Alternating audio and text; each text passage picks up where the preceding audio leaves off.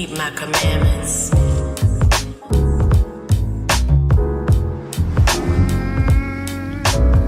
New mercies every day, that's what the scriptures say.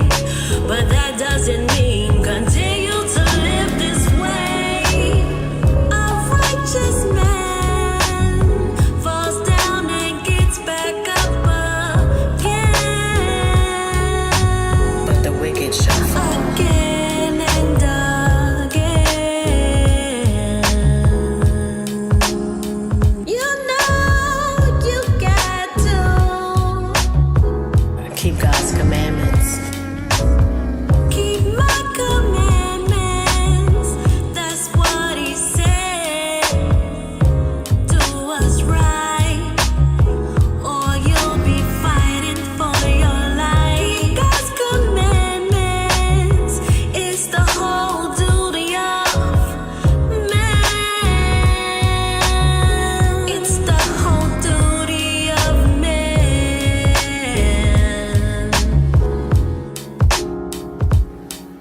New mercies fall upon us every day. That's what the scriptures say. But that doesn't mean that we can continue to live our lives this way. That's what he said. Ye are children tossed to and fro by winds of false doctrine. That's where you go. 5%ers, Islam, Kemet, Christianity, or Christian insanity. Come back to your God, Israel, for it has been made manifest to us what is pleasing to our Elohim.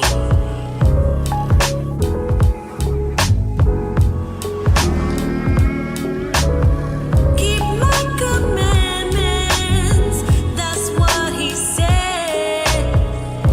Do what's right, or you'll be fighting for your life. God's commandments is the whole duty of man. It's the whole duty of man. I love y'all, Israel.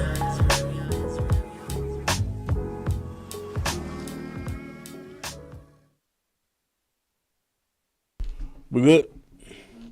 All right, shalom, everybody. Most High in Christ bless you all. Happy Sabbath to all you brothers, and happy Sabbath to all you sisters. I know that the Sabbath is almost over, but hopefully you got some rest and enjoyed it. And Lord's will, you've learned something and continue to learn. Today's topic is called All That the Lord Hath Said We Will Do and Be Obedient. So we're picking up from where we left off last week, where the title was, And God Spake All These Words. So basically what we're doing, we're going over the covenant. That's right, we're going over the covenant. In case you didn't know, the covenant itself is the commandments. Let's open up with Deuteronomy chapter 4.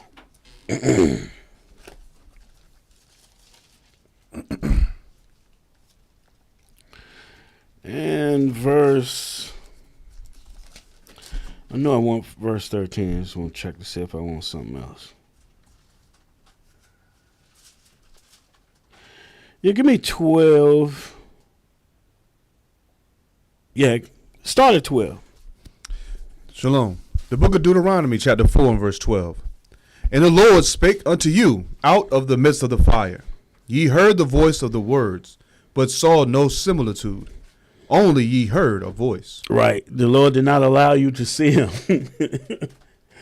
Because he know how his people are. And the other nations too. They love idolatry. Go ahead. And he declared unto you his covenant, which he commanded you to perform. So what he gave us was the covenant, the commandments to perform. Go ahead. Even 10 commandments, and he wrote them upon 2 tables of stone. So that's the covenant itself is the commandments. Go ahead. And the Lord commanded me at that time to teach you statutes and judgments, that ye might do them in the land whither you go over to possess it. Right. So he gave us the 10 commandments, which is the outline of everything. And then Moses says, the Lord commanded me at that time to teach you statutes and judgments.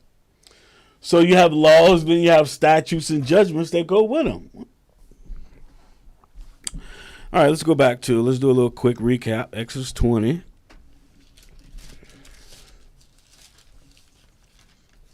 Verse 1. The book of Exodus. Oh, you know what? What we didn't do, and we need to. Exodus 19 first. Exodus 19 and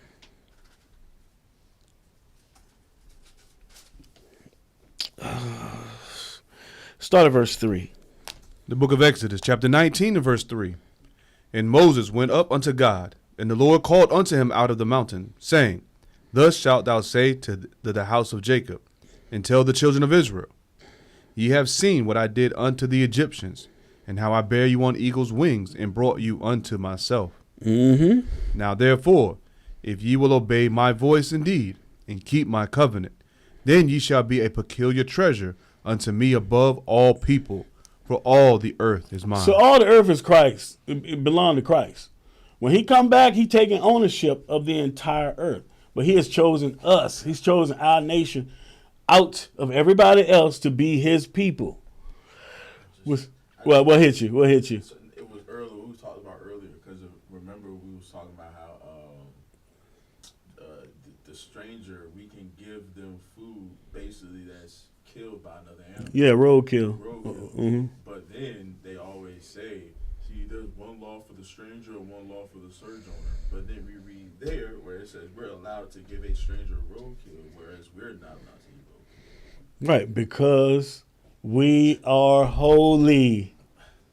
Ye shall be. What was that again? Exodus what? Oh, that was, we're going to hit it. We're going over. Verse 5 again. Now therefore, if ye will obey my voice indeed, and keep my covenant, then ye shall be a peculiar treasure unto me above all people, for all the earth is mine. For all the earth is mine. As you read, and when you go all the way to Revelation 11, and it says, it's talking about Christ standing in the midst of the 2 candlesticks, and there's an olive tree on each side, and it calls him. Let's go to it. 11 and 4.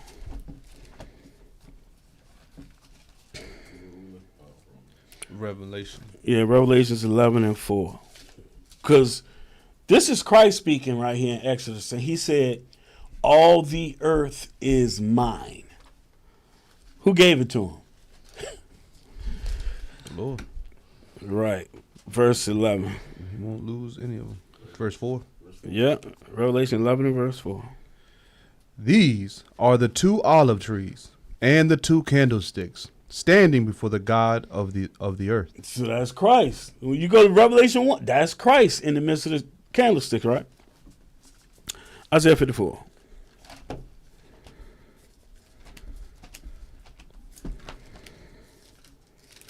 Isaiah 54 and verse 5. Book of Isaiah, chapter 54 and verse 5. For thy maker is thine husband, the Lord of hosts is his name, and thy Redeemer, the Holy One of Israel, the God of the whole earth, shall he be called. See, the God of the whole earth. That's why I say when he comes back, he's taking possession. Zechariah 4.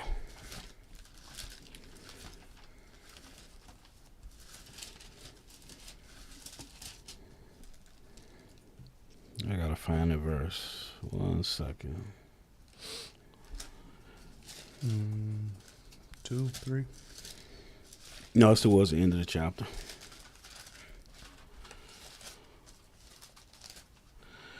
Zechariah 4 and it's the last verse. The book of Zechariah, chapter 4, verse 14. Then said he, these are the two anointed ones that stand by the Lord of the whole earth. Saying the same thing. That's Christ. Verse 3, it says olive trees. That's why I said that. Yeah, hit it. Matter of fact, hit it. The book of Zechariah, chapter 4, verse 3. And 2 olive trees by it, one upon the right side of the bowl, and the other upon the left side thereof. Same vision. Verse 11. Mm-hmm. Then answered I, and said unto him, what are these 2 olive trees upon the right side of the candlestick, and upon the left side thereof? Go ahead. And I answered again, and said unto him, what be these 2 olive branches which through the 2 golden pipes empty the golden oil out of themselves? That golden oil is talking about the knowledge that comes from Christ. It goes to Israel. It doesn't go to the other nations. I was talking to somebody earlier. The heathen can go and do all kinds of research and can find out all kinds of stuff. But the one thing they lack is the spirit. They do not have the spirit to understand the scriptures like we do, because it's not for them. Back to Exodus, read verse 5 again. The book of Exodus, chapter 19 and verse 5. Now, therefore, if ye will obey my voice indeed, and keep my covenant, then ye shall be a peculiar treasure unto me above all people, for all the earth is mine. Right, go ahead. And ye shall be unto me a kingdom of priests and an holy nation. These are the words which thou shalt speak unto the children of Israel. And this is so profound right here. Ye shall be unto me a kingdom of priests and a holy nation. But in Christianity, I hate beating up on them, but they're the ones that's just telling all the lies. I mean, you got a bunch of Israelites trying to figure everything out and going back and forth. But the Christian position is just to keep us in lies. The Lord has chosen our forefathers and us to be that special nation with him that rules over the earth, a nation of kings and priests. How you gonna be a nation of kings and priests and you're gonna let other people come in there? No. All throughout the scriptures, there are enemies. And you can't have a kingdom when everybody's equal. No, you there can't. has to be a ruling class. Keep going. Verse 7. And Moses came and called for the elders of the people, and laid before their faces all these words which the Lord commanded him. So he gave Moses the commandments. Now Moses does what? He does the next thing you're supposed to do. You go to the leaders, the elders of the people. That's what he did. Keep going. And all the people answered together and said, all that the Lord hath spoken, we will do. And Moses turned the words of the people unto the Lord. Right. So he went to the leaders like you're supposed to. Now everybody's being gathered together because the Lord coming. Another thing, too, I was thinking about earlier. So he made all Israel, he made them sanctify themselves or cleanse themselves. They all had to bathe. Wash their clothes and bathe. And I was thinking about that, like, wait a minute. Sweet. You know, when before the feast, everybody would come up to Jerusalem to be sanctified. That's what you had to do if you committed a sin. You were unclean until you... Yeah, to go to the water of purification. Okay, so before you go to the Lord, you got to be cleansed, even all the way down to baptism. The priesthood, before they went to do the work, they had to be baptized. That go over every damn by the head when it come to Christ. I see people going, well, if Christ was perfect, why did he have to get baptized? And the main answer be to fulfill all righteousness. He had to be washed just like, because he becoming the high priest, he had to be washed just like they was. Anything dealing with the spirit, they don't get. But they had to be clean, couldn't come at their wives, and you go before the Lord. So moving forward, you see that. People call it ritual baptism. No, you had to be clean to come to the Lord. And you know what really made me think about it? Is because you have brothers saying that you can't trim your beard and stuff, but you see that in the scriptures. It's in Samuel. But somebody, before he went to see the king, he hadn't trimmed his beard or anything. That means showing you got to be presentable to go before. You had to be presentable to go to the king. So you know damn well you got to be presentable to go before the Lord, the God of the whole earth. Come as you are. Excellent point. REA said you can't come as you are. All right, now, Exodus 20 and verse 1. The book of Exodus, chapter 20 and verse 1. And God spake all these words, saying. No, you good.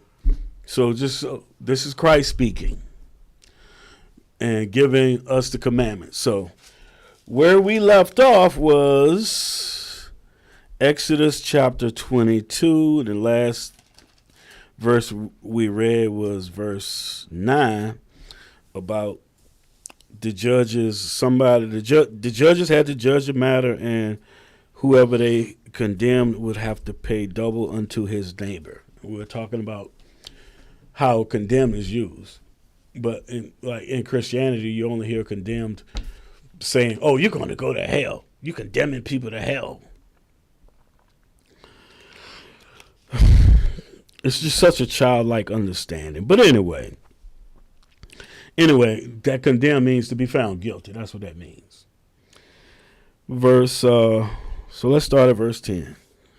The book of Exodus, chapter 22 and verse 10. If a man deliver unto his neighbor an ass, or an ox, or a sheep, or any beast to keep, and it die, or be hurt, or driven away, no man seeing it. No man seeing it. Give me the picture of. I don't even know what the name of it is. It's the it's dead sheep. Wolf kills sheep, I believe is the name of it. Give me that.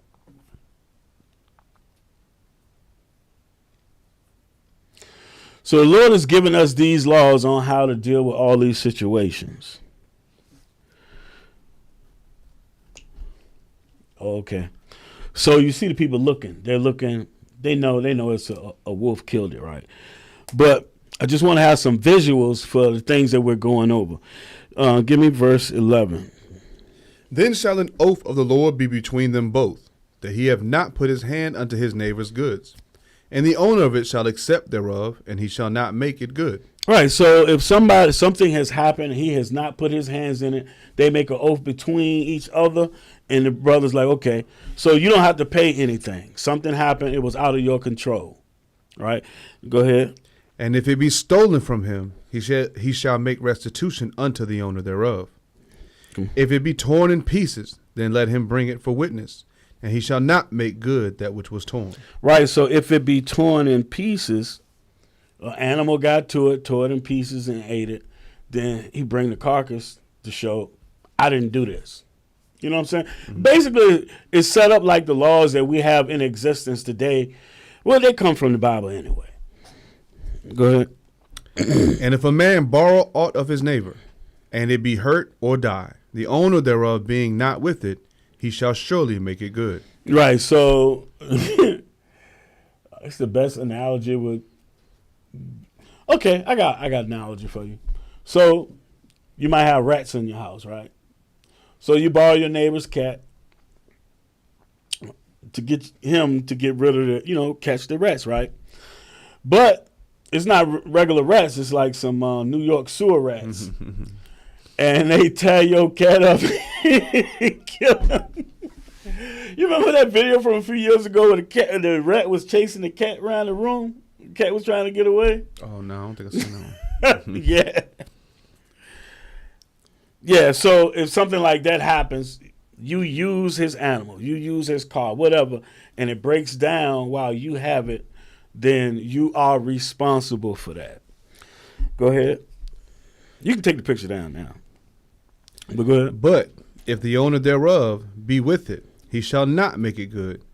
If it be an hired thing, it came for his hire. So if I take my power washer and I go to Roy's house and I'm power washing his house and my power washer breaks down, that's on me. Because if he's paying me to do the work and I bring my machine or I bring my ox to till his land, something happened to my ox, It's on me because it was hired. Go ahead. And if a man entice a maid Uh-oh. that is not betrothed, and lie with her, he shall surely endow her to be his wife. So if a man entice a maid that is not betrothed and lie with her, he shall surely endow her to be his wife. Now, why do you think this is in place? So you don't have a bunch of whoremongers, or baby daddy, baby mamas.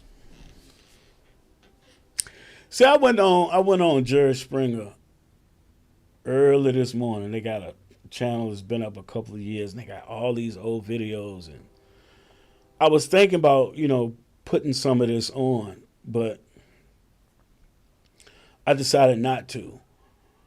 But looking at that stuff, we've been through these situations, but to see somebody get up on the stage like I saw earlier, the dude was leaving his girlfriend, who they had like a 3-year-old child with, leaving her for her sister. And I was sitting there looking, when I was younger and we would watch that stuff, it was for entertainment. But looking at that and just seeing the trauma on her face, and then listening to the things that they're saying, like the sister that's in the wrong, she's making up all kinds of excuses. Oh, well, you didn't do this and you didn't do that. And the boyfriend is like, well, I don't love you no more. I like her. I want to be with her. You don't do this and you don't do that. And Jerry asked her, he asked the dude, what do you think is going to happen in the future when you're trying to explain to your child that Auntie is mama. And right, that confusion. How they going to try to understand that? And then if they looking at it, then they'll be like, oh, well, they did it. It must be okay. And then now wickedness is everywhere. Matter of fact, since I said that, Leviticus 19, I think it's 29. Yep, Leviticus 19:29. The book of Leviticus, chapter 19, and verse 29. Do not prostitute thy daughter, to cause her to be a whore, lest the land fall to whoredom, and the land become full of wickedness. Right. Full of wickedness. That's what you have today in the United States of America. And like visitation for kids at their parents' house is a normal thing now. It's a normal thing now to be in a broken home with step parents. And don't get me wrong, if it's lawful for you to move on or whatever the situation may be, but it's a norm now to either not get married or divorces happening with these kids going to two different parents' house, arguing over who's going to spend Christmas with daddy this year and who, so on and so on. When you look at these dynamics, you can understand why the Lord said they have to die. They have to die. Once they do that, it's a trail of destruction. A trail of destruction. And when the Lord said they have to die, he says, stone them and put away that evil from among you. But the world today wants to say, oh no, let's all just love. Let's do all this wicked stuff and just be together anyway. As long as it makes them happy, why does it bother you? Because it's spreading wickedness. I mean, this was like we argue about the music and entertainment stuff. Well, don't let your children watch it. It's still polluting the earth. It's polluting you. You listening to it. You watching it. You don't think that's playing a role in your life, even in you're the adult?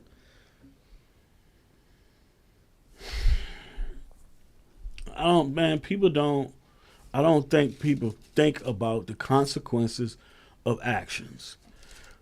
Now, I know everybody knows about what happened in Minnesota. Right.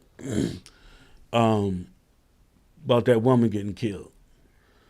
We're going to talk about that in a little bit. But I just briefly want to say, so that woman, her husband got killed. Her husband got killed. They have a child. And after her husband got killed, she became a lesbian. Now that child ain't got nobody. Did she get married to the lesbian? Because they actually mess around and get custody of the kid. I don't know. But it's just, that just shows you how much madness They that just is, say man. partner. They don't say they was married. But just look at the confusion. But we're gonna talk about that a little bit because we're gonna hit a commandment shortly about that. Yeah, my aunt said she said that she got a wife. I'm just saying I don't know if they were legally married. That's what Roy getting at. Yeah, Because they say partner. When you watch the videos or read it, they say partner. So I don't know what the context of that is. Maybe, I don't know. We'll see. Where we at? A man entice a maid. So if a man is enticing a maid and he lie with her, read the next verse. The book of Exodus, chapter 22 and verse 17. If her father utterly refuse to give her unto him, he shall pay money according to the dowry of virgins. So hold on. If her father utterly refused, so what does that mean happen? He don't approve of that union.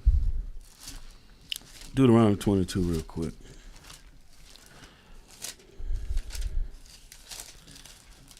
And done out of order. This is, so what we're doing right now, this is literally precept upon precept, which means a law or commandment upon commandment.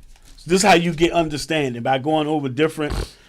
So when you get to Matthew 1 and 2, this might make a little more sense. Right. Verse.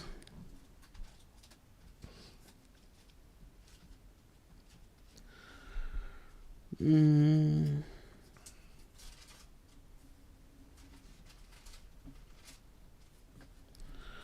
me a second, y'all.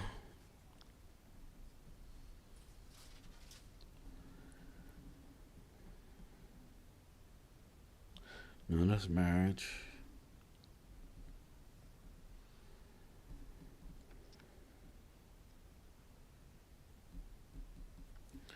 $28. Go ahead and talk about the husband now. No, hold on. Aria, no, you look it up for me, Roy. If they be found. I could have sworn it was 22. Yeah, I think the one is the other one.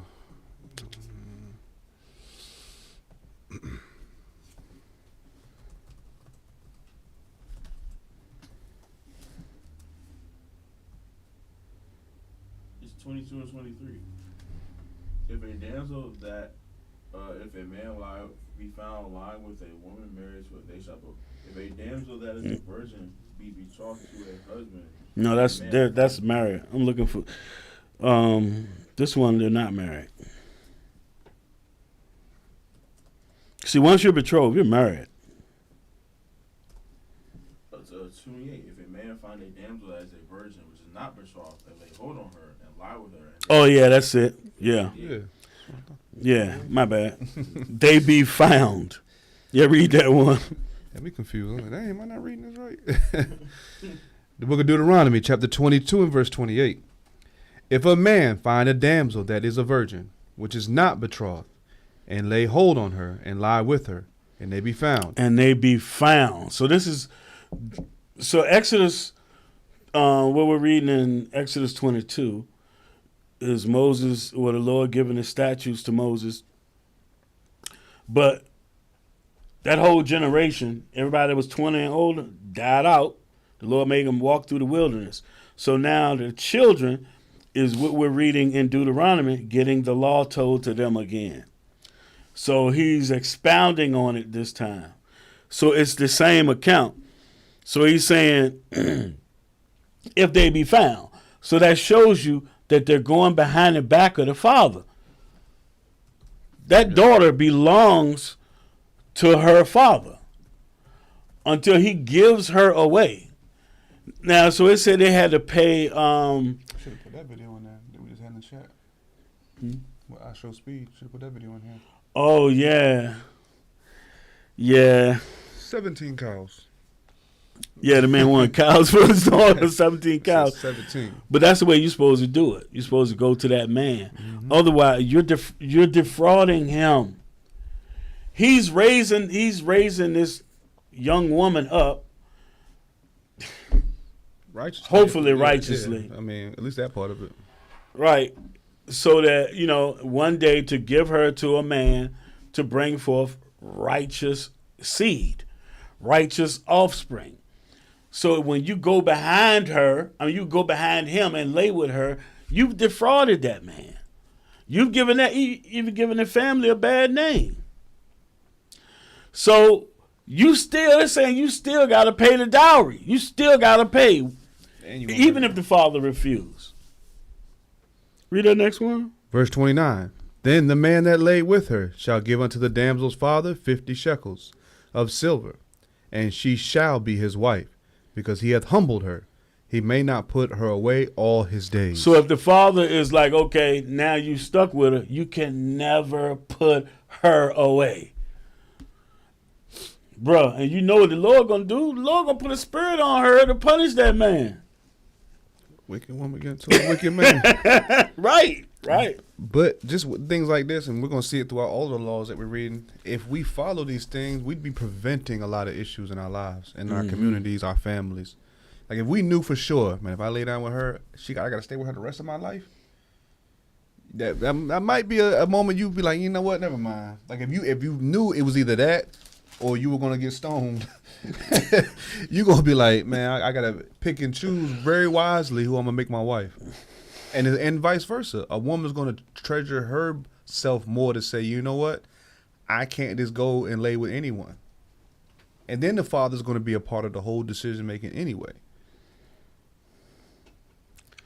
Where is it? Is it Matthew 23? If it be so.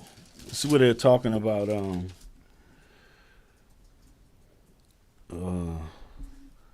Putting away your wife. Oh, it's got to be either 19 or 5 in Matthew.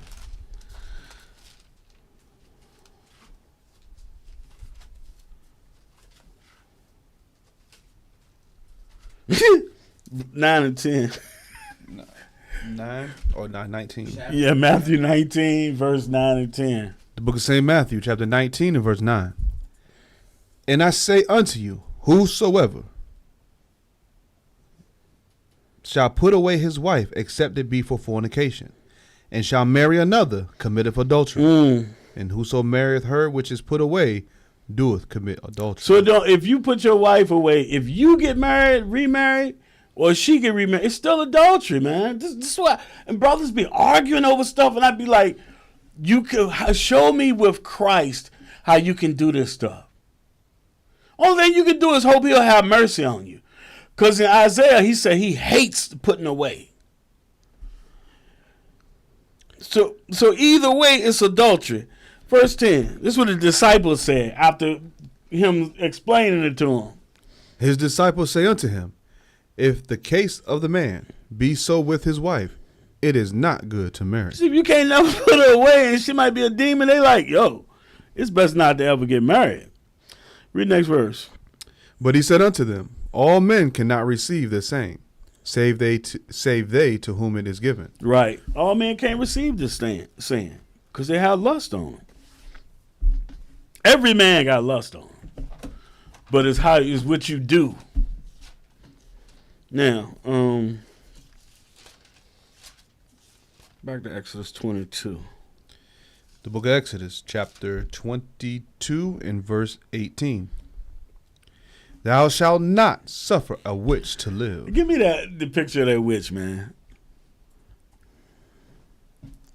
Do I have two of them?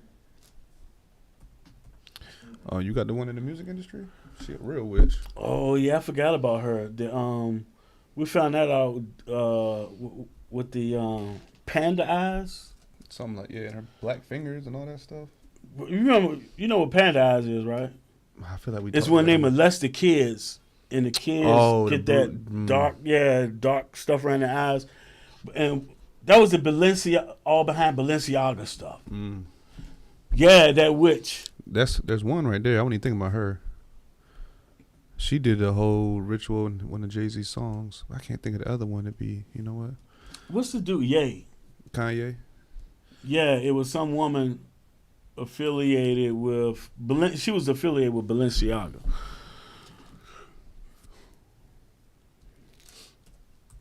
You put up the witch joint? Yes, sir. But I looked up the Balenciaga witch. Yeah, there goes Ye talking about. Yeah, right this there. the girl that I'm thinking of. Yeah, they show her with like pictures of. She's with all the Just- industry people, all the music people. Yeah, they have this like demonic ritual type stuff they be doing. You talking about this? Nah, it's much worse. Shoot, apparently, in Virginia Beach, Witch Duck Road is named after an actual witch that got killed in Virginia Beach. I can believe it. But anyway, so like what this verse is plain and simple. Thou should not suffer a witch to live. However, what happens on October 31st? Everybody dressing up as one.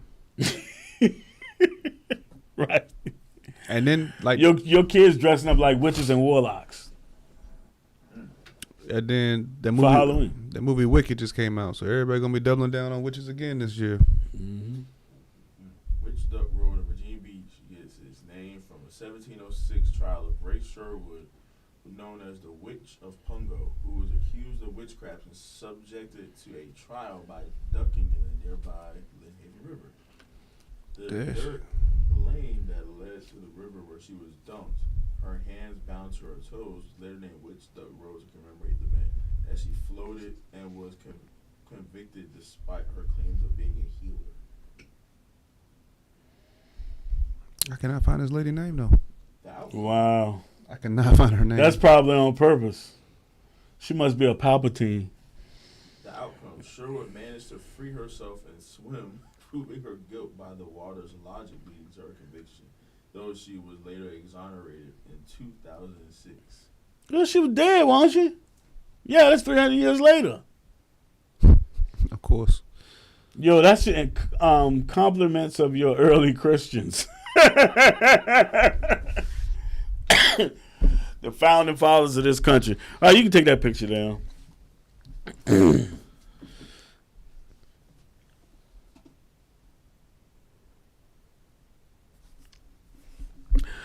So I think I only got 6 pictures because I didn't want to put too much up, and I did not want. Give me Kinky Kelly. You remember that name? You ever see the movie Clerks? Clerks 2? Sounds familiar. You know, Sound like it came out in '92 though. Bestiality. Read this next verse. The book of Exodus, chapter 22 and verse 19. Whosoever lieth with a beast shall surely be put to death. You see that? there you go. So that's from the movie. But this type of stuff, they do this because people be going to Tijuana to go see shows like that. Wow. And he called it. He said it wasn't bestiality. He said it was interspecies erotica. Yeah. There you go. You can take that down. But it ain't no surprise who you see with the donkey right there either. So I wonder what any other religion would say when it comes to keeping these laws. Oh, All these are nailed to the cross. right. My brother, bro, he would have got. No, next time they say something stupid to you like that, take that picture right there and put it in there and say, is this law done away with? You already know. They might kick you out the group, Yeah, son. they probably will. How did Christ fulfill this? Yeah, that's what got me kicked out. Ask about the laws. Explain to me the fulfillment of this law. Mm-hmm. So because it's been fulfilled, we don't have to keep it. Now give me a picture of Christmas. Christmas tree again. The book of Exodus, chapter 22 and verse 20. Christmas tree across. There's no Christmas tree. Oh, tree worship. Yeah, tree worship, a.k.a. Christmas. He that sacrificeth unto any god, save unto the Lord only, he shall be utterly destroyed. Right. He shall be utterly destroyed. All throughout the Old Testament, you see that the nations were serving their idols underneath trees, doing sacrifices underneath trees. Tree worship. Stop. Save it for next holiday season. Yeah, because they're gonna try to. They probably start. You know what? Next Christmas, they're gonna start with their videos the day after Thanksgiving. Now they're gonna do just like they do commercially. Well, it's that time of season again, y'all. And the pagan police are gonna come. They're gonna show up. I ain't never seen so many breakdowns on keeping a man-made holiday in my life. Right. All right, where we at? You can. The book of Drop Exodus, that. chapter 22 and verse 21. Thou shalt neither vex a stranger, nor oppress him, for ye were strangers in the land of Egypt. So we know what it's like to be oppressed. So the Lord is saying you should not oppress other people. Now, understanding that, when you look around, when you oppress people, that causes dissension, right? The ultimate thing that we're supposed to be promoting on the earth is peace. It's peace. It's like when we get back in power, what's supposed to happen? The nations are supposed to turn. Rejoice. Yeah, they're gonna rejoice, but they're supposed to turn their weapons into pruning hooks and shovels and rakes instead of missiles and swords. So the nations is not going to be fighting no more, because we're going to bring, through the Father and Christ, peace on the earth. What is that, Micah 4? Where it says the nations shall turn their swords into pruning hooks or something? Yeah, it's a couple places. They should learn war no more. It might be Isaiah 2.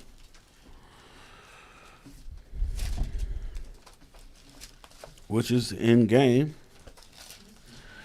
This one is Zechariah 2.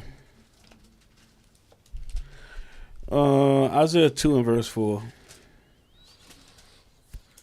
The book of Isaiah, chapter 2 and verse 4. And he shall judge among the nations, and shall rebuke many people. And they shall beat their swords into plowshares, and their spears into pruning hooks. Nation shall not lift up sword against nation, neither shall they learn war anymore. Now, as long as Christianity been promoted, because after the last of the disciples and apostles died off, the doctrine went to trash, and it's been ruling ever since. Right? You got the whole entire West pushing Christianity everywhere. Meanwhile, war is at an all-time high. But the Lord is going to bring peace upon the earth. But these Christian leaders, they're like, who was one of the bishops said, how do you put it? Something about peace but pass the ammunition. Yeah, we want peace but pass the ammunition. Something like that. That's their thought process. Like, they bragging right now about how the military went and kidnapped a president of another country. Are you kidding me? And you think that's a good thing? That's not a good thing. So I grew up in the hood. Russia said you better let him go. If you in the hood, if you get a reputation for doing something to people, soon as there's some kind of altercation or words between that person has a reputation, the other person, they ain't gonna play because they know this dude, he'll lay somebody down. So I'm gonna get him first. Them dudes don't last long. Once you get a name like that, you don't last long. Either you're gonna get locked up or somebody gonna put you underground because they want to live more than you want to kill them. They ain't trying to play. So when these other nations, they know the U.S. bullies anyway. If you don't have nuclear weapons, the U.S. is gonna mess with you. If you don't have nuclear weapons, the small hats is gonna mess with you. You're gonna get bullied. Or if you do have them, you're gonna have to get rid of them, and get them surveillance and all that stuff. Yeah, we're gonna monitor. You got to all these nations with these type of weapons. They have to have inspections and get monitored and everything. But there's one nation that doesn't do that. And that same nation, when the president of the United States told them that they had to conform and allow them to come in, he winds up dead. He was right. They were in the car in Texas, and he got shot. It wasn't even just that. He was opening up a can of worms to a lot of different things. Yeah, against the status quo. All right, where we at? Verse 22. Yeah, 22. Yep. The book of Exodus, chapter 22 and verse 22. Ye shall not afflict any widow or fatherless child. Now, why would a person afflict a widow or fatherless child? Now, I mean, you're supposed to, well, you know how, like, the Christians always come, well, see, there's one law for the homeborn and one for the stranger. But they try to use that to say, oh, they part of the covenant too. No, you're not. But yeah. So I used it because when the dude was saying that, I used the example in Numbers where the dude it was a little Egyptian boy, but he cursed God. So there'd be one law for the homeborn and one for the stranger. So he got unalived by stones. There's your one law for the homeborn and one for the stranger. He get it too. Just like here, there's one law for the homeborn and one for the stranger. In the United States, you have to abide by the laws of the land that you're in. And I was just, man, and then I was going to type all this, but I wasn't. I ended up not typing all of it. So they always ask, if you so oppressed in America, if you such a slave, why can't you go back to Africa? I'm like, bro, like, for one, just like we always teach, you got to go through them to get a passport to be able to get to Africa. But let's just say we don't follow the rules in their land. Let's say we didn't pay our taxes, or you got child support, or you're a criminal because you didn't follow their laws. They're not going to let you go back to your homeland. You can't leave. So in other words, you're still a slave. So look, y'all saw the movie. You saw the movie Amistad? Oh, you gotta see that, bro. I know. It's on my list. I ain't seen it though. Basically, if you follow their laws, then you're not going to go back to Africa. Which most people So don't know. in Amistad, they went to court. They had to go to trial like 2 different times, and they won their freedom, right? And at the end of the movie, you see them going back, and they dressed in white, and they on the ships. You got the beautiful music playing, and they get back over there, and it's war all over Africa. And the village that they came from was completely overrun, and all the people gone. So they need to shut the hell up with these little stupid analogies, because they're not realistic.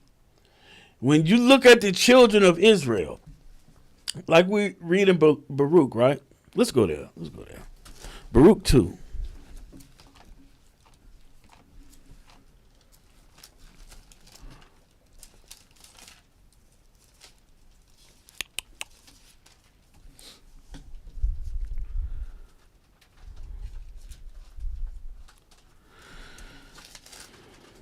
Baruch 2.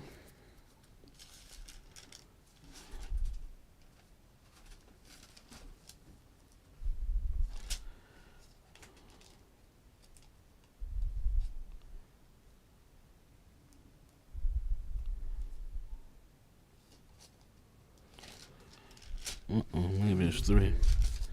We are yet this day. In their captivity? Yep.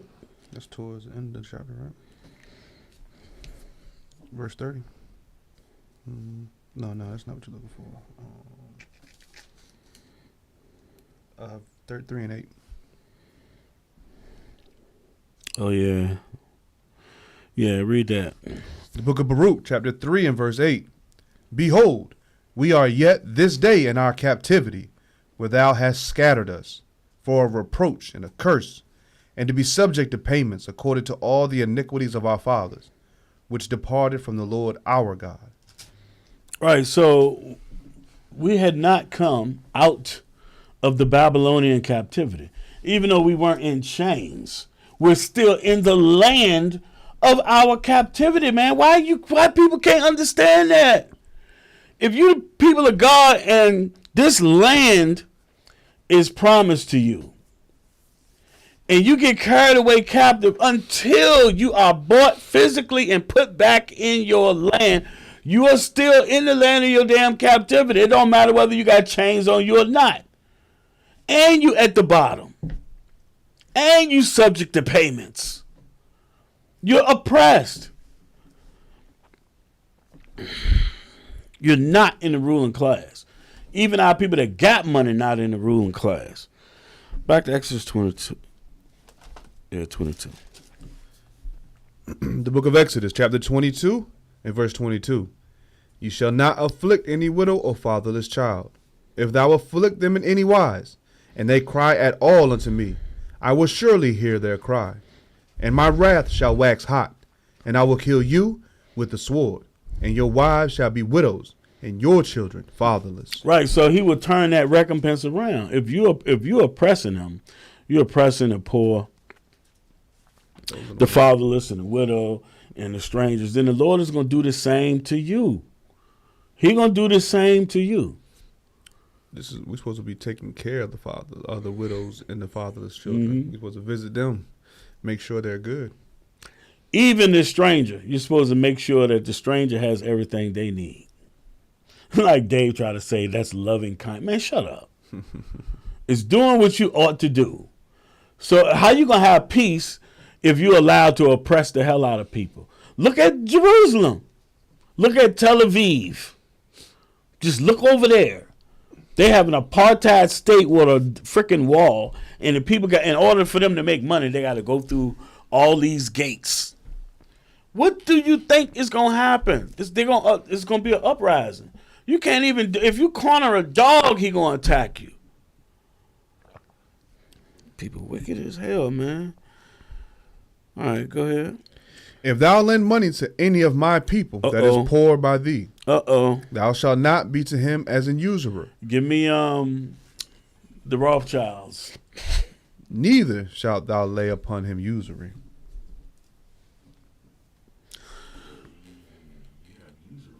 Yeah, usury. Yeah, it's got the Rothschilds up there. So, What, the Federal Bank? so they came to start getting a name for themselves, mainly in the 1800s, but I think it started in the 1700s. Even one of the books I got about history of the Jews, it mentions them, I think in the 1800s. And they did it through banking and loaning governments money during wars. When there's blood, you can get rich. And they marry within each other. But you'll never see nobody jump up and start talking about them.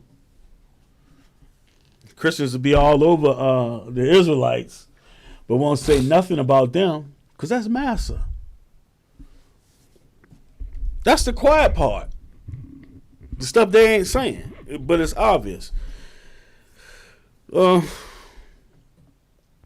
Back to Exodus. You can drop that, RA. The book of Exodus, chapter 22 and verse 26. If thou at all take thy neighbor's raiment to pledge. So if you take your neighbor's clothes to pledge, right? Thou shalt deliver it unto him by that the sun goeth down. You have to give it back to him that same day. Go ahead. For that is his covering only. It is his raiment for his skin. Wherein shall he sleep? And it shall come to pass, when he crieth unto me, that I will hear for I am gracious. See that? So the Lord, so you do stuff, the Lord hears it. Do something wrong. I'm like, yeah, I heard it. And you wondering why you getting afflicted. You got confusion of face. It's because you was disobedient. Come on. Thou shalt not revile the gods, nor curse the ruler of thy people. Exodus chapter 7 and verse 1. Thou shalt not revile the gods. That's lowercase. So you're not supposed to speak against the judges of your people. Read The book of Exodus, chapter 7 and verse 1. And the Lord said unto Moses, See, I have made thee a god to Pharaoh, and Aaron thy brother shall be thy prophet. Right. So judge and a mouthpiece.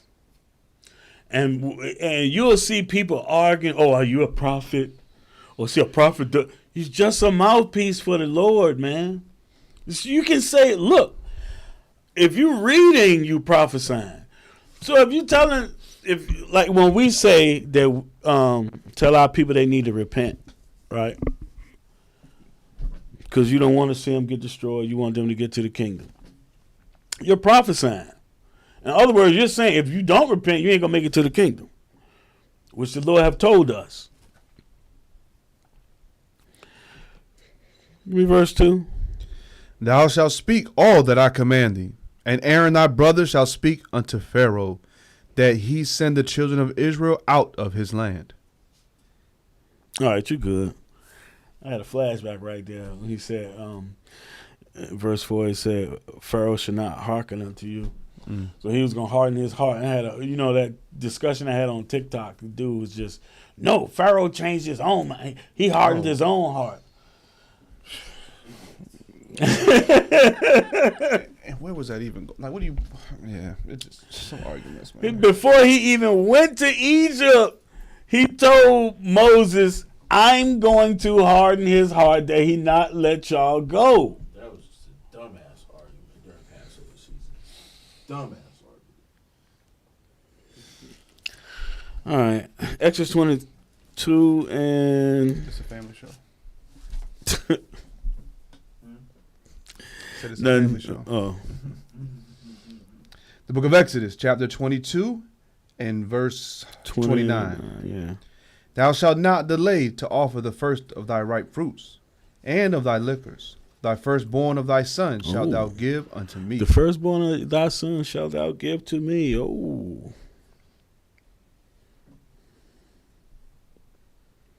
Wait a minute. You a firstborn? Yeah. Yep. You a firstborn? Both sides. Yeah, I'm a firstborn. From my father. Yeah, only. My mama had a kid before. Yeah, but you're firstborn. My mom and father. I got a brother, but I'm the only son. I mean, the way if Are you trying to feature? no, I mean no. I'm saying like Isaac and Ishmael. There's a chosen one. See, one wasn't done out of wedlock. It was done completely out of order. But both my parents was, they was married. Completely legit. Anyway. My mom's married. Oh, no. See, this goes back to the commandments, right? Tell y'all something. I went to school with my brother. Didn't know he was my brother. He knew. But I didn't know. And when I found out he was my brother, something clicked in my mind.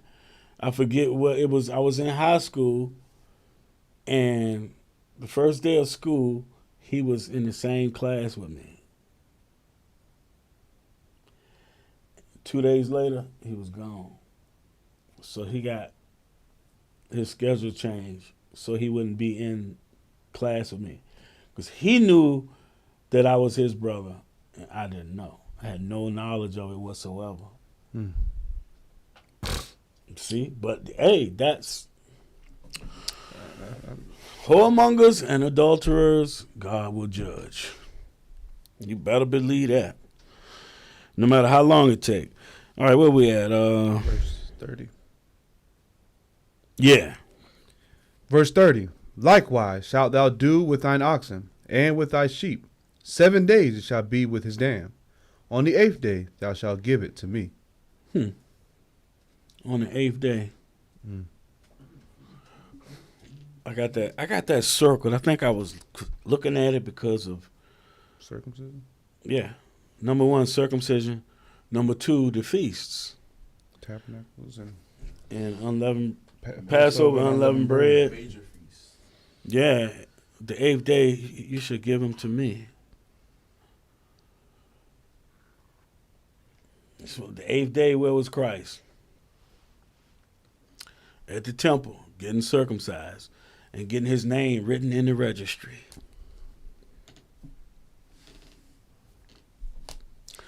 I don't know, to be continued on that one. Lord's will, he'll show us something on that. The 8th day thou shalt give it me. Verse 31. And ye shall be holy men unto me, neither shall ye eat any flesh that is torn of beasts in the field. Ye shall cast it to the dogs. Ye shall cast it to the dogs. Yeah, I like that. To be continued on that too. Chapter 23 and verse 1. The book of Exodus, chapter 23 and verse 1. Thou shalt not raise a false report. Put not thine hand with the wicked to be an unrighteous witness. Thou shalt not follow a multitude to do evil. Neither shalt thou speak in a cause to decline after many to wrest judgment. So, hold on, before we go any further. Put up the picture of the woman that got shot by ICE.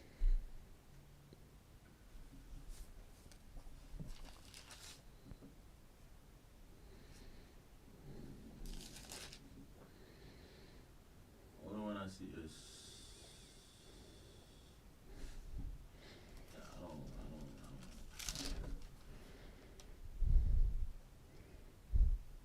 All I have is that shall not kill. Yeah, thou shalt not kill. That's it. That's Sonya Maxey. Oh. No, what else? What else? And then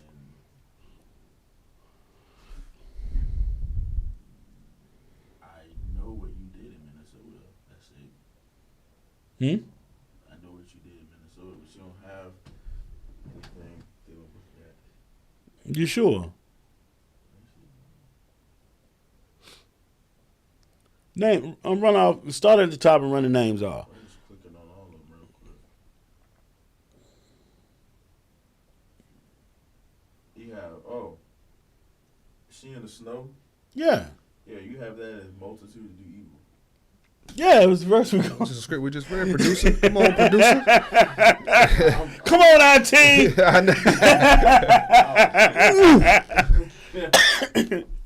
Come on.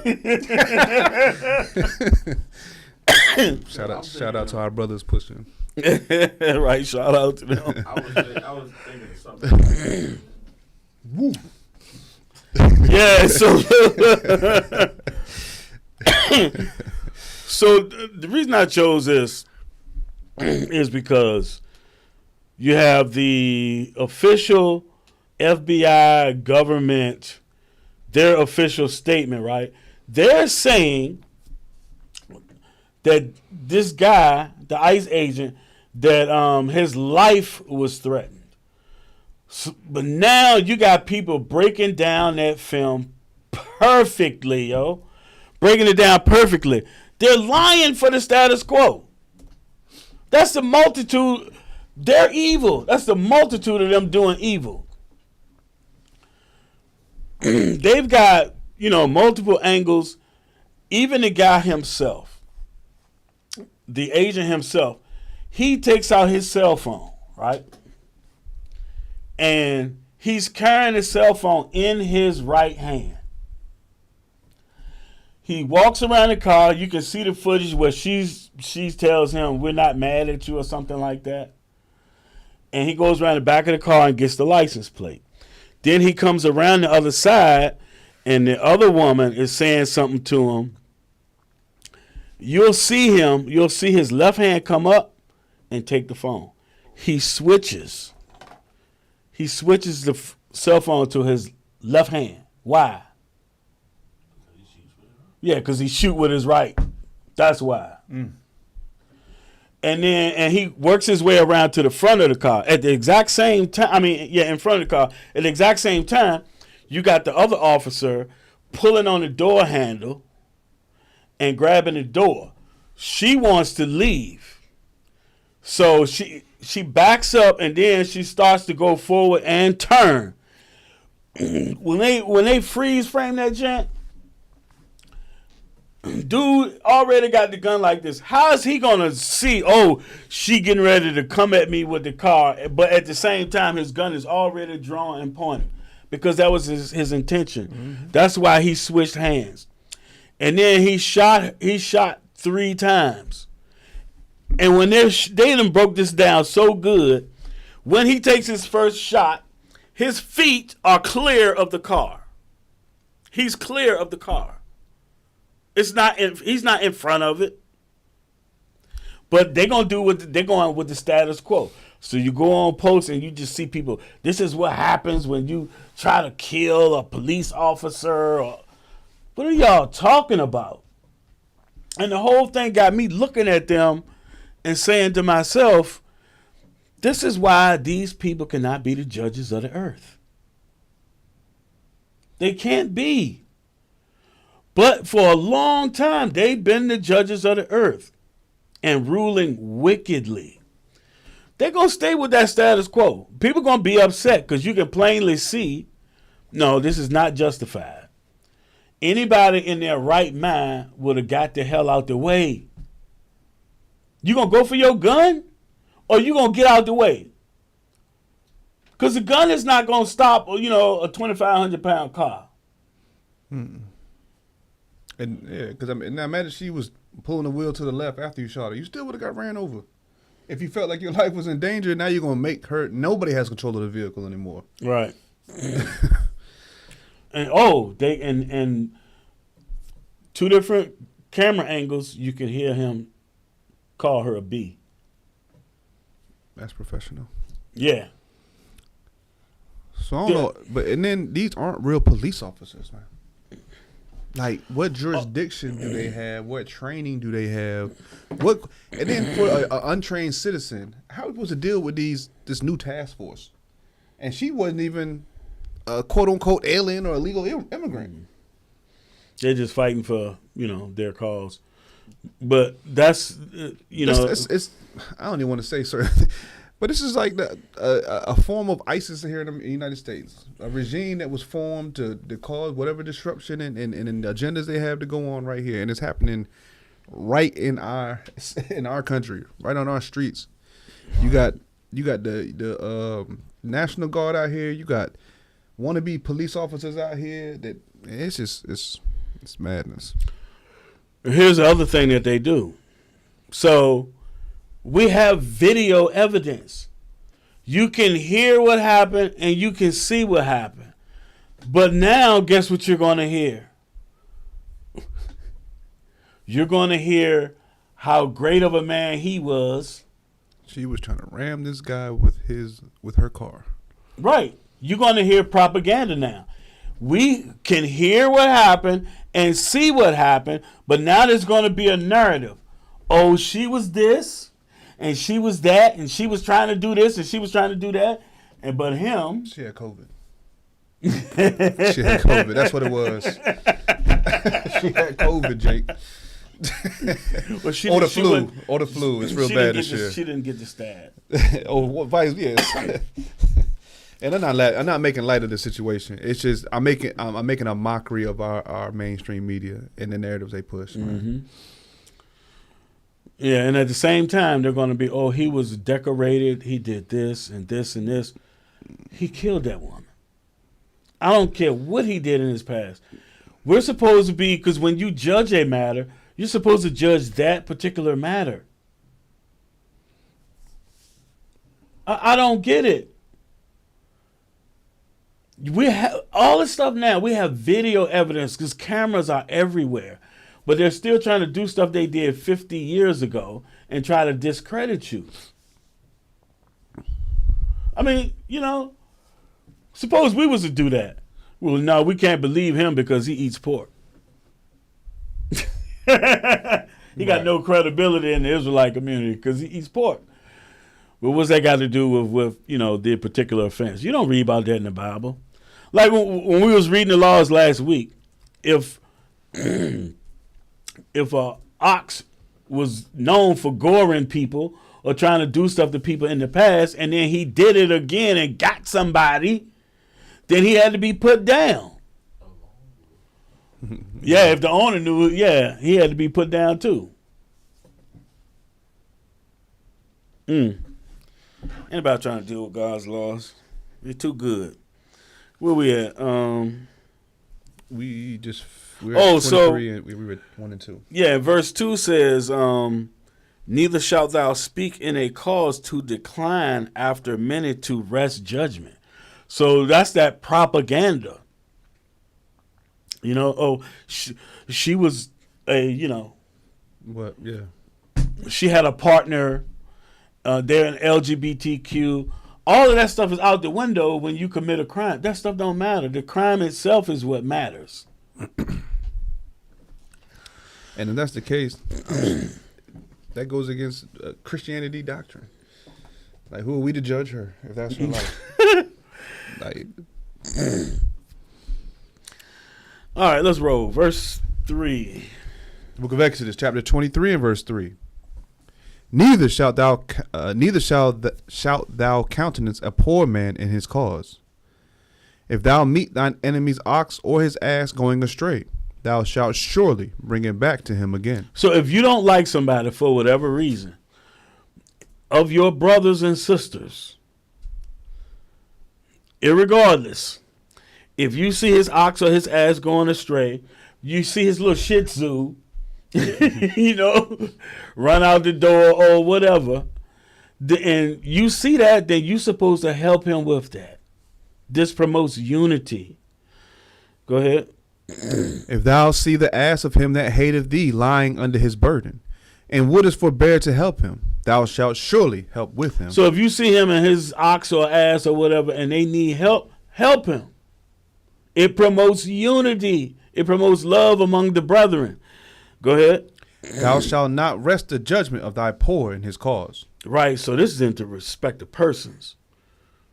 Just because he poor, you ain't supposed to rest the judgment. It's supposed to be equal judgment. No respect of persons. That's why the Pharisees made that statement to Christ. We know thou regardest not a man's persons. Go ahead. Thou shalt not rest the judgment of thy poor in thy cause. Keep thee far from a false matter, and the innocent and righteous slay thou not, for I will not justify the wicked. Come on. And thou shalt take no gift, for the gift blindeth the wise and perverteth the words of the righteous. Yeah, if you take a gift, guess what?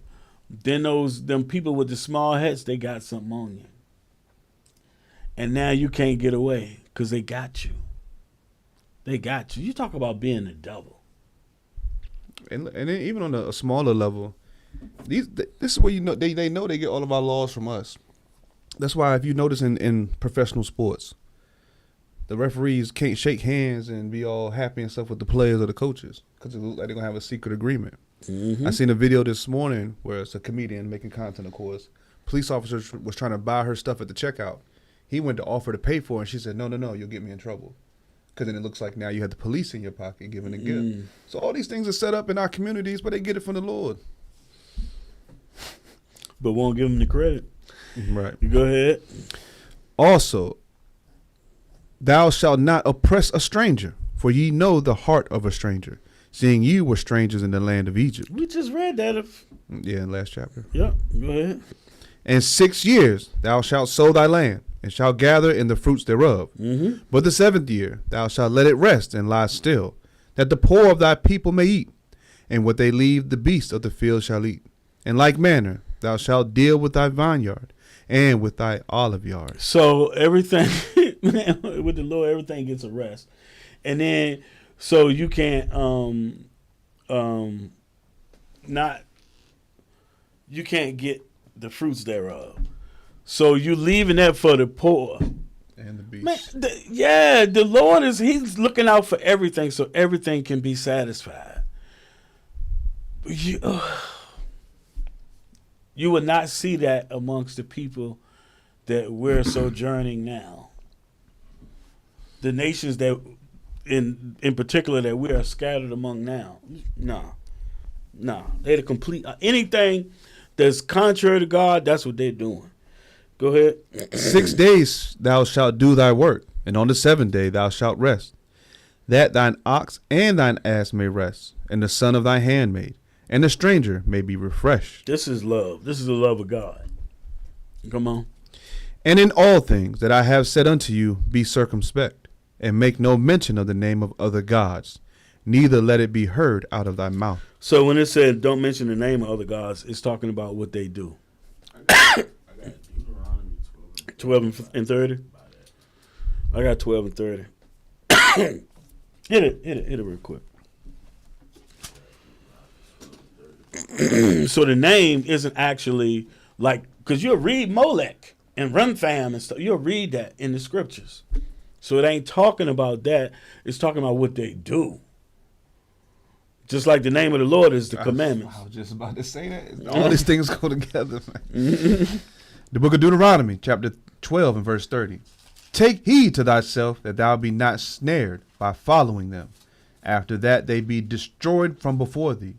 And that thou inquire not after their gods, saying, how did these nations serve their gods? Even so will I do likewise. That's the name. Exactly what that's talking about. What I was talking about earlier, with these different cultures and kids. Oh, yeah. Keep going. Yeah, read the next one, too. Thou shalt not do so unto the Lord thy God, for every abomination to the Lord, which he hateth, have they done unto their gods. For even their sons and their daughters they have burnt in the fire to their gods. Oh, my goodness. All right, back to Exodus 1. I gotta read 32. Okay, go ahead. What go things soever I command you, observe to do it. Thou shalt not add thereto, nor diminish from it. So that means... That's in the law. It's in Revelations too. Yeah, it's in Revelation and it's in Deuteronomy 4 too. Like 4 and verse 5 or something. I don't know what they be talking about. Anyway. They ain't talking about that. You're right. They ain't talking about that. All right. Verse 14. The book of Exodus, chapter 23 and verse 14. 3 times thou shalt keep a feast unto me in the year. Thou shalt keep the feast of unleavened bread. Thou shalt eat unleavened bread 7 days, as I commanded thee, in the time appointed of the month Abib. For in it thou camest out from Egypt, and none shall appear before me empty. So you have the Passover, which is on the 14th, with the lamb and bitter herbs. That doesn't have to be in Jerusalem. It's the Feast of Unleavened Bread that has to be in Jerusalem. Right? That's what this is talking about. 3 times a year, you're supposed to appear before the Lord. You had to appear at the temple. And this is the first month of the year. Mm-hmm. And the feast of harvest, the first fruits of thy labors, which thou hast sown in the field. That's Pentecost or the Feast of Ingathering. And the feast of Ingathering. Oh, no. That's not first fruits. The Feast of Weeks. My bad.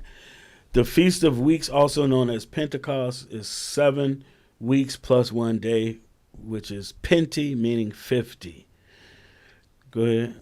And the feast of Ingathering, which is in the end of the year, when thou hast gathered in thy labors out of the field. That's tabernacles. 3 times in the year all thy males shall appear before the Lord God. Thou shalt not offer the blood of my sacrifice with leavened bread, neither shall the fat of my sacrifice remain until the morning. Right, so on these sacrifices, it had to be with unleavened bread, except Pentecost. Pentecost is the one where you're supposed to have leaven in the bread. That represents us being the first fruits, but we got leaven in us. Come on. The first fruits, the first of the first fruits of thy land, thou shalt bring into the house of the Lord thy God. Thou shalt not seethe a kid in his mother's milk. Right. You're not supposed to take what was supposed to be good for that kid, that baby goat, and then use it to kill it. Like they have used the scriptures to destroy us. That's what that's going in. That's hatred. That's hatred. Taking something that was for its benefit and using it to destroy him. It's going to be a recompense for that. Go ahead. Behold, I send an angel before thee to keep thee in the way and to bring thee into the place which I have prepared. Beware of him and obey his voice. Provoke him not, for he will not pardon your transgressions, for my name is in him. Mm-hmm. But if thou shalt indeed obey his voice and do all that I speak, then I will be an enemy unto thine enemies and an adversary unto thine adversaries. This made me think of something too when you go talk about the Trinity. Who was this talking here if Christ only appeared when he came in the flesh as God? This is the Most High talking through his Son. Here in before the flesh. It's that whole like argument is a distraction. Even if people be talking about the divinity of Christ. Like, yo, hold on, man. You have the Father, that spirit that everything comes from, and he created his only begotten and had him handle everything else.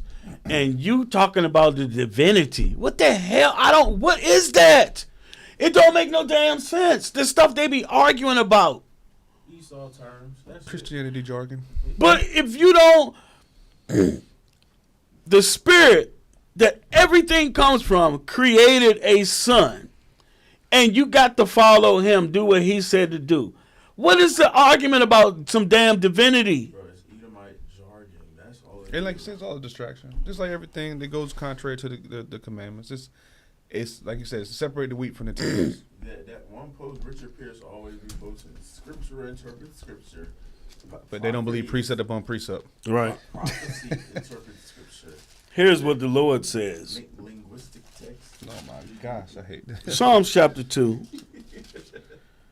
While they saying all this stupid crap.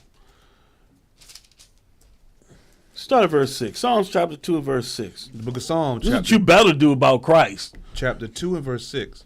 Yet have I set my king upon my holy hill of Zion. Right, and Christ is that king of his holy hill, Zion. Who set him there? Yet I have set him there. Uh-huh. I duplicated myself there. I will declare the decree. The Lord hath said unto me, Thou art my son. This day have I begotten thee. Go ahead. Ask of me, and I shall give thee the heathen for thine inheritance, and the uttermost parts of the earth for thy possession. Thou shalt break them with the rod of iron. Thou shalt dash them in pieces like a potter's vessel. So this is through the Spirit of Christ into David saying what the Father is saying to Christ. He gonna give him the heathen for his inheritance. He begot him. Go ahead. Be wise now, therefore, O ye kings. Be instructed, ye judges of the earth. The Israelites, just like the promises we read in Exodus 19. Nation of kings and priests, right? Go ahead. Serve the Lord with fear, and rejoice with trembling. All right, come on. Kiss the Son, lest he be angry. And So you better respect Christ, lest he be angry. All the power of the Father is manifested through Christ. Kiss the Son, lest he be angry. Go ahead. And ye perish from the way, when his wrath is kindled but a little. Blessed are all they that put their trust in him. You better put your trust in Christ. You better follow Christ. I don't know what these people be talking about. Divinity. Oh my God. Back to Exodus. It's so annoying. You can't even focus on the beautiful things that's coming out the scriptures because there's so much ignorance. All they're doing is trying to make you fail. That's it. Here comes Satan, like it say in Mark 4. Here comes Satan to take away the word that's sown in your heart. Where we at? 23 and 23. Yeah, go ahead. The book of Exodus, chapter 23 and verse 23. For mine angel shall go before thee, and bring thee unto the Amorites, and the Hittites, and the Perizzites, and the Canaanites, and the Hivites, and the Jebusites, and I will cut them off. Thou shalt not bow down to their gods, nor serve them, nor do after their works, but thou shalt utterly overthrow them, and quite break down their images. Now this goes against Christmas and all that crazy, stupid stuff. Oh, it's okay to do this. Nowhere says it's wrong. Give me a primary source that says it's idolatry. But you can't prove none of it. Everybody's silent and got mumble mouth when you ask them why you doing the stuff you're doing. Nothing to say. Oh, they try to make up stuff. The tree represents life. That's why we cut it down and bring it in our house so it dies.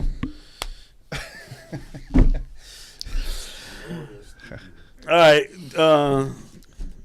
Chapter 24. You can start at verse 1. The book of Exodus, chapter 24 and verse 1.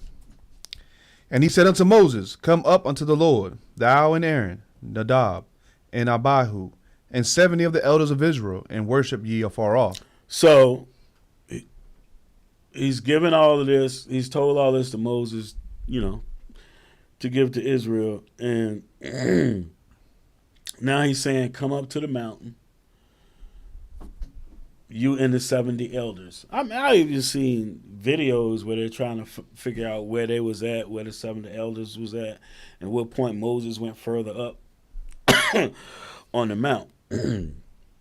And meanwhile, everything doing it in order. 70 elders again.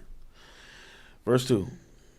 And Moses alone shall come near the Lord, but they shall not come nigh, neither shall the people go up with him. And Moses came and told the people all the words of the Lord and all the judgment. And all the people answered with one voice and said, All the words which the Lord hath said will we do. Right. So you can't say that, there's only 10 commandments. There's plenty of commandments.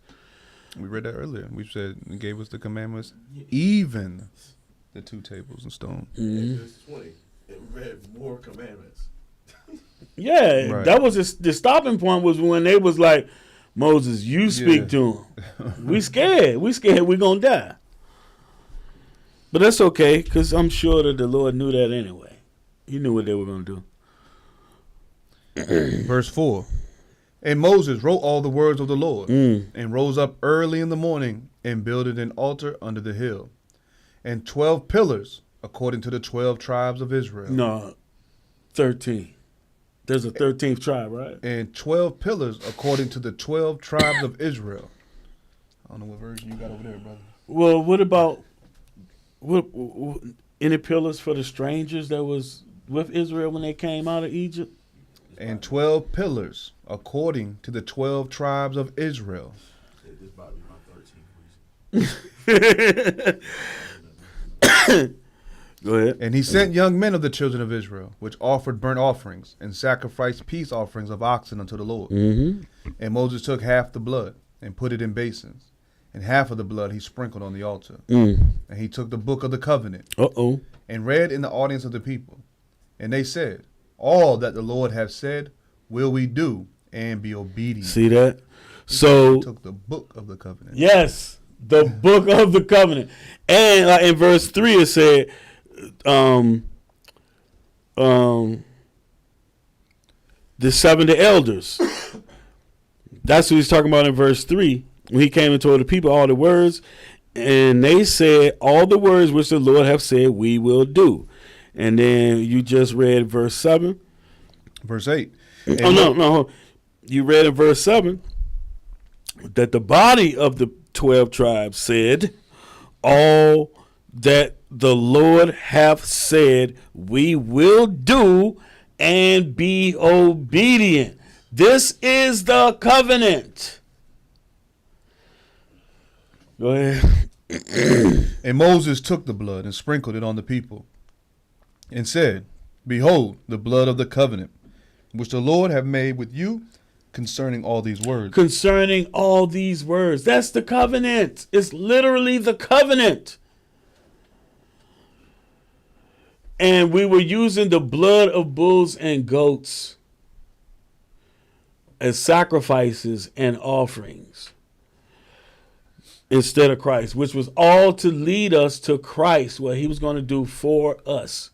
Like a shadow of things to come? Yep. And yeah. In order for us to be accepted by the Father, we have to do this. To be grafted back into the covenant.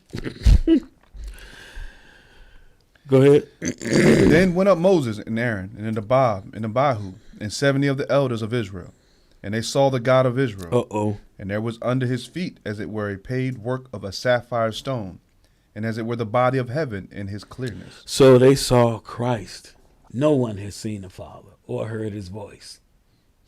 That's Christ they saw. Come on. And upon the nobles of the children of Israel he laid not his hand. Now, why did Moses feel the need to write that? That he ain't lay his hands on nobody.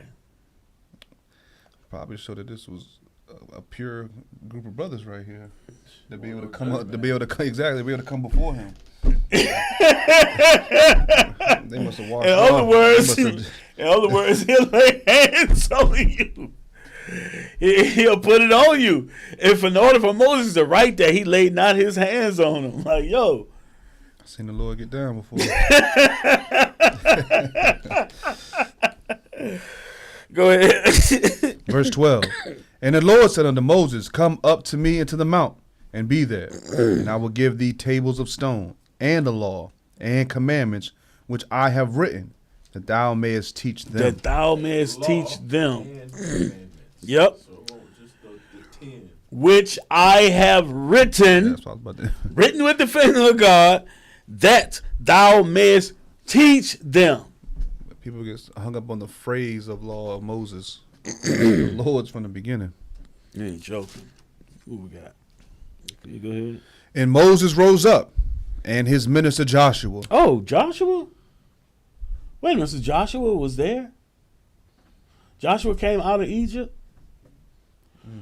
Yeah, that's important because you have the Old Testament only that say that prophet was Joshua. No, Joshua, it said, I will raise up one. Raise up that brethren. Yeah, I heard that. And he said unto the elders, Tarry ye here for us until we come again unto you. And behold, Aaron and Hur are with you. If any man have any matters to do, let him come unto them. And Moses went up into the mount, and the cloud covered the mount. And the glory of the Lord abode upon Mount Sinai, and the cloud covered it 6 days. And the 7th day he called unto Moses out of the midst of the cloud. I wonder if that was Sabbath day. I would assume so, with the pattern of everything else. Go ahead. And the sight of the glory of the Lord was like devouring fire on the top of the mount in the eyes of the children of Israel. And Moses went into the midst of the cloud and gat him up into the mount. And Moses was in the mount 40 days and 40 nights. Yeah, and we're probably going to get into that next week, all the stuff that he's showing them. But we're going to close out with this, y'all. With the topic being, all that the Lord have said will we do and be obedient. Let's go to our brother Paul. Let's go to Hebrews 9.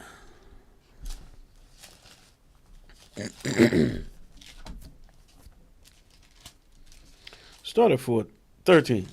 The book of Hebrews, chapter 9 and verse 13. For if the blood of bulls and of goats, and the ashes of an heifer, sprinkling the unclean, sanctify to the purifying of the flesh, how much more shall the blood of Christ, who through the eternal Spirit offered himself without spot to God, purge your conscience from dead works to serve the living God? Right, purge your conscience from dead works to serve the living God. In other words, cleansing of your spirit, not just the flesh, but the cleansing of your spirit. And them dead works is what? Animal sacrifice, the flesh. Yeah, leave that up there. Purifying of the flesh. You enjoy this, are you? Keep going. And for this cause, he is the mediator of the New Testament, Uh-oh. that by means of death, for the redemption of the transgressions that were under the first testament. Uh-oh. Them that was under the first testament. Same thing it was saying in Isaiah 53. That's what he gave his life for. Go ahead. They which are called might receive the promise of eternal inheritance. So those that the Lord calls receive the promise of eternal inheritance. Being inherited. Take us for thine inheritance. Verse 16 now in Hebrews 9. Okay, Hebrews 9. For where a testament is, there must also of necessity be the death of the testator. All right, come on. For a testament is of force after men are dead. Otherwise is of no strength at all while the testator liveth. So back what we were just reading in the original covenant, what was killed? Animals. Animals. Now Christ has given his blood on our behalf. So understand, like you mentioned, Roy, it was a shadow of things to come. The commandments was not a shadow. They are going to exist forever. We're going to rule the earth with those. And what do we need grace and mercy for? Breaking those. Because Christianity or any other religion, they'll cry and say, we need grace and mercy. That's what this time period is, to stop breaking his laws and commandments. And Christ is going to be that ultimate sacrifice. You need grace and mercy, and they keep pushing that. And then at the same time, we'll say, oh, you need to repent. What am I repenting from? What have I done that I need to repent from? Never answer that. Message. Go ahead. 18. Yeah. Whereupon neither the first testament was dedicated without blood. See, it was dedicated with blood. Come on. For when Moses had spoken every precept to all the people according to the law. Ooh, precepts, laws, commandments. Go ahead. He took the blood of calves and of goats with water, and scarlet wool and hyssop, and sprinkled both the book and all the people. The book and the people. What people? What book? The book of the covenant. The people of the covenant. Come on. Saying, this is the blood of the testament, which God have enjoined unto you. God have enjoined to you, which he made with you. I just feel like I got to put this in there so people Go connect ahead. the dots. Matthew chapter 27 and verse 24. When Pilate saw that he could prevail nothing, but that rather a tumult was made, he took water and washed his hands before the multitude, saying, I am innocent of the blood of this just person. See ye to it. Now, who was he talking to right here? Who was the audience he's speaking with? The Israelites, with the Jews. Then answered all the people and said, his blood be on us and our children. We read it in Exodus 24 when he did it with animal blood. Now we read it in Hebrews 9 where he's going to use Christ's blood to enjoin us. But it had to be done the same way as in the law of Moses. The blood had to be sprinkled on the people again in order for us to enter into this new covenant. And with their wicked behinds, we read about this every time we go to break bread. If you do it unworthily, you are guilty of the blood and body. So they're guilty of putting him to death, and they died in their sins. Man. Verse 21, Hebrews 9, verse 21. Moreover, he sprinkled with blood both the tabernacle and all the vessels of the ministry. Because when you, we might touch on it next week, but you sprinkle that stuff, it's to cleanse it. Everything is supposed to be cleansed. In other words, it's a foreshadowing of the Lord himself with his blood cleansing everything. Even the priesthood. The priesthood, they had to deal with bulls. That was for their sin. Verse 22, and almost all things are by the law purged with blood. And without shedding of blood is no remission. No remission of sin. Come on. It was therefore necessary that the patterns of things in the heavens should be purified with these, but the heavenly things themselves with better sacrifices than these. Right. Come on. For Christ is not entered into the holy places made with hands, which are the figures of the true, but into heaven itself, now to appear in the presence of God for us. Because we might get into it in coming weeks. But, yeah, we are, come to think of it. When the Lord is giving Moses all of these ordinances on how to make things, he tells him, after the pattern which thou sawest. So when he went up there on the ship, he saw how everything was laid out. And they're basically making a replica of it to have on earth. The tabernacle is made like it is in heaven. We definitely got to dig into that. We got to dig into that next week. Go ahead. Verse 25. Not, nor yet that. We're 24. 24. For Christ is not entered into the holy places made with hands, which are the figures of the true. Right, figures of the true was in heaven. But into heaven itself, now to appear in the presence of God for us. Right, sitting at the right hand of the Father and speaking on our behalf, on the behalf of the children of Israel that repent. Come on. Nor yet that he should offer himself often, as the high priest entered into the holy place every year with blood of others. Yes, so the high priest, every year he had to go in, offer a bullock for his sin, and then had to, and for the sanctuary, the tabernacle, and he had to do an offering for the people every year. Go ahead. For then must he often have suffered since the foundation of the world. But now once, in the end of the world, hath he appeared to put away sin by the sacrifice of himself. Right, by the sacrifice of himself, giving himself. Go ahead. And as it was appointed unto men once to die, but after this the judgment. So Christ was once offered to bear the sins of many, and unto them that look for him shall he appear the second time without sin unto salvation. So Christ was offered to bear the sins of many. One more verse, and we'll be done. Isaiah 53. Y'all, when I had a conversation with Dave, and I said, who did he give his life for? He said, well, it says the many, so that means all nations. So it said the same thing right here in Hebrews 9. It said, so Christ was once offered to bear the sins of many. We read up earlier that that's for the children of Israel. Last two verses, 11 and 12. Isaiah 53, 11 and 12. The book of Isaiah, chapter 53, verse 11. He shall see of the travail of his soul, and shall be satisfied. By his knowledge shall my righteous servant justify many. For he shall bear their iniquities. He shall bear their iniquities. Come on. Therefore will I divide him a portion with the great, and he shall divide the spoil with the strong, because he hath poured out his soul unto death, and he was numbered with the transgressors. Numbered with the transgressors. What is transgression? Sin. Breaking of the commandments, which was given to who? Israel. The covenant was made with Israel. Even though the other nations was there in the wilderness with us, but they weren't part of this. Nah, you like we read back 12 pillars for the 12 tribes. Right. Either way, none of them made it out. Go ahead.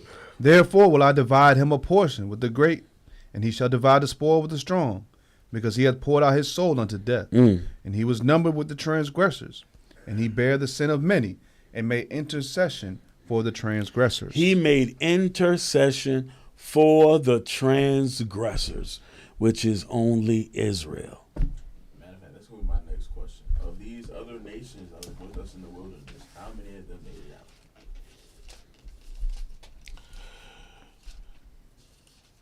If you want to pull something, go ahead. Otherwise, Brother Eliezer, I wanted to close out with Acts 5 and 31. start at 29. Yeah, I can say I'm going to start at 29, though. Because that's what it's all about anyway, right? Being obedient. The book of Acts, chapter 5 and verse 29. Then Peter and the apostles answered and said, we ought to obey God rather than men. For God of our fathers raised up Jesus, whom you slew and hanged on a tree. Him hath God exalted with his right hand, to be a prince and a savior, for to give repentance to Israel and forgiveness of sins. Hey, all praises to the Most High for that. Yeah, hallelujah. All right, so no more scriptures, we're going to go ahead and close out. I'm your brother Jacob. Brother Roy. With that, y'all, we say shalom.